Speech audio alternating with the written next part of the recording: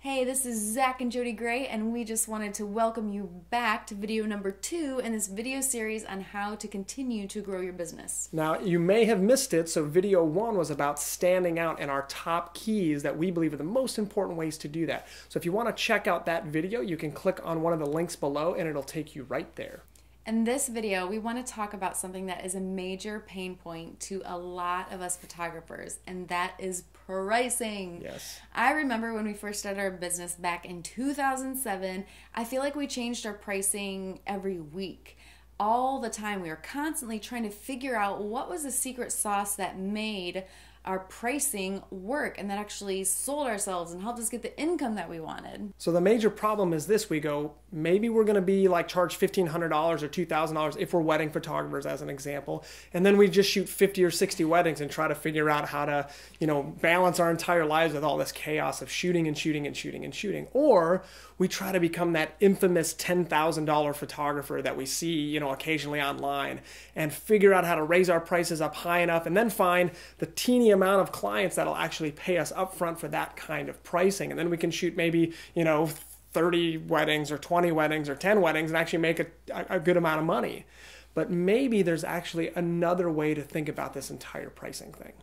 Julia Woods, a super savvy photographer and businesswoman, says that clients will spend 3 to 4 times what they initially think they'll spend. And that tells us something. That tells us what they have on the front end, they're willing to maybe go more on the back end. And that's a powerful, powerful statement that we've actually seen come true when we were photographing weddings for the last 7 years. And we saw that time and time again. Once we started to implement what we're about to tell you guys about, we started to see clients spending double, triple, even quadruple what they initially believed they would spend on the front end. How do we go about navigating this really difficult road of pricing ourselves? How do we make it more simple? The first part of the answer is the pricing bell curve. Now, what we're going to look at here in the pricing bell curve is going to really give us a lot of great information on how to price our packages and what clients do and think in different price brackets and how they function.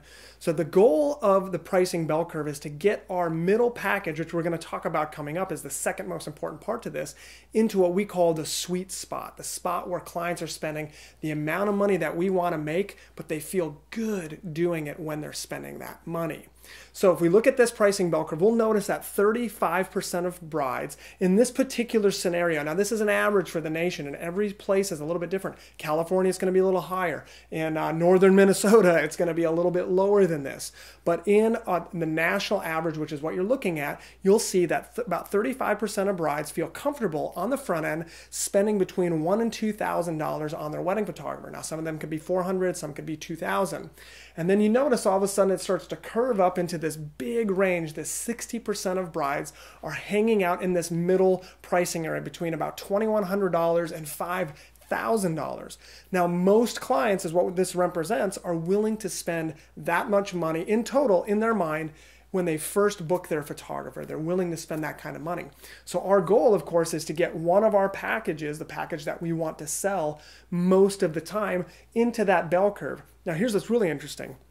If you look at just over $5,000, now this is a national average, notice how it drops off from $5,000, $6,000, $7,000, $8,000 into 5% of clients.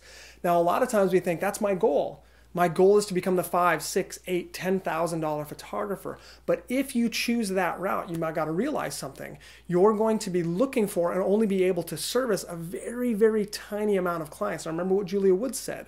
She said the average client is willing to spend 3 to 4 times what they initially believe they'll spend. So if we can get a bride in at $2,500, $3,500, $4,500, and later on she has the ability to spend $5,000, $6,000, $7,000, $8,000 later, we can actually service a lot more people. We can be looking at and bringing in 60% of all the clients that are out there and available instead of just that 5%. So looking at and understanding the pricing bell curve and how clients in their mind are willing to spend money is very critical when we're starting to price ourselves. Now, the second key beyond the pricing bell curve is knowing exactly how our packages should look. So we're going to talk about from a wedding photographer package perspective and show you guys exactly how you should build a wedding package.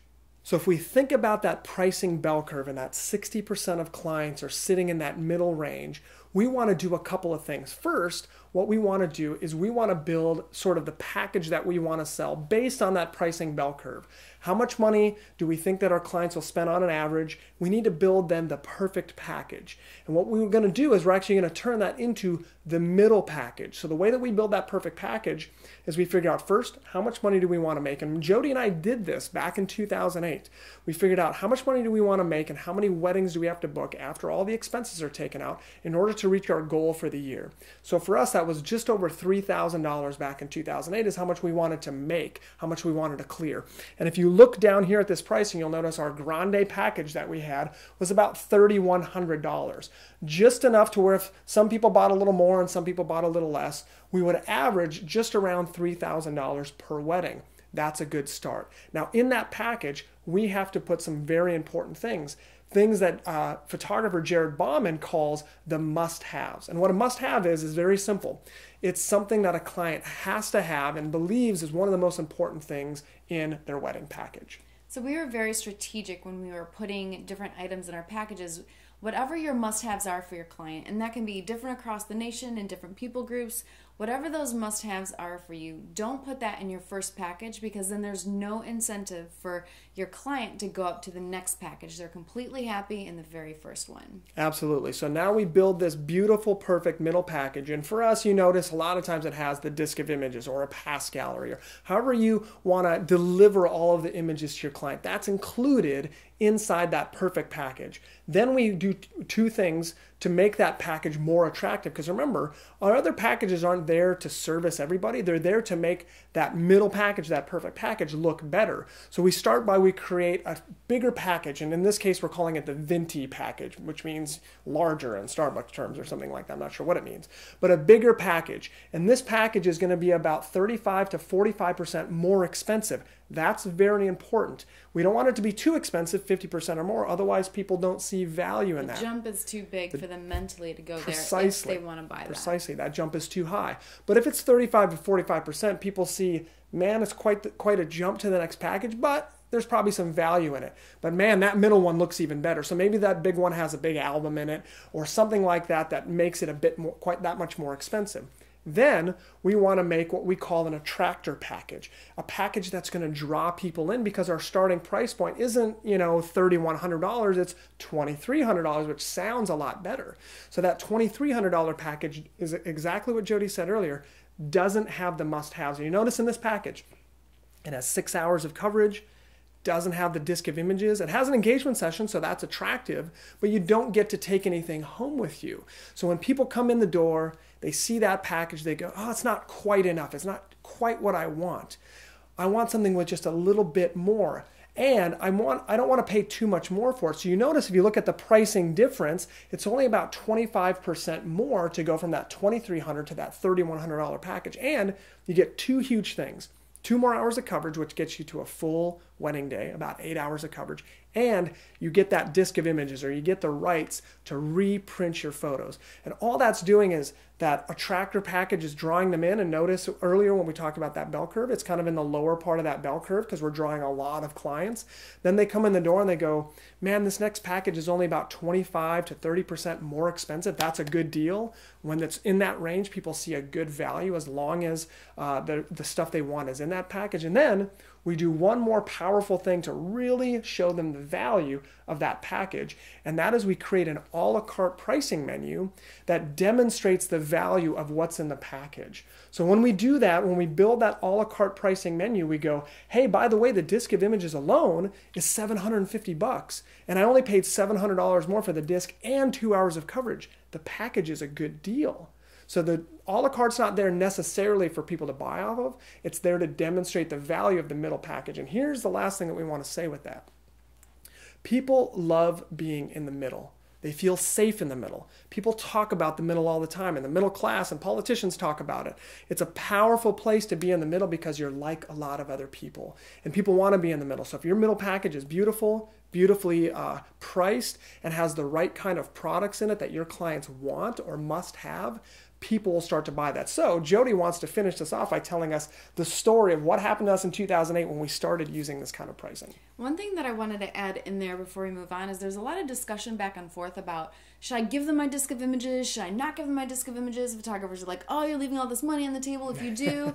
And there is some great strategy behind giving them the disc of images and still being able to sell them products on the back end. You actually don't hurt your sales on the back end if that's something that you do. You just have to do it correctly. And we wish we had more time to get into it, but just know that yes, you can sell your disc of images and still make a profit after the fact.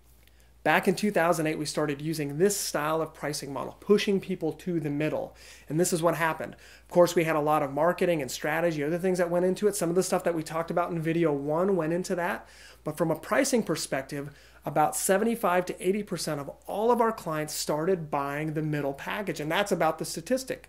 If you build a beautiful middle package, about 75% will buy the middle one, 10 to 15%-ish will buy the base one, and then 10 to 15%-ish will buy that top one. And we noticed that most of our clients were buying that middle package. That year we booked 33 weddings. We were averaging more than $3,000 profit per wedding, and that put us into making a 6-figure income in 2008. And that's exactly what you guys need to do. Follow that exact same example, and you guys can start working your way towards that kind of success. In the next video coming your way, we are going to talk about how to get more clients coming your way via referrals.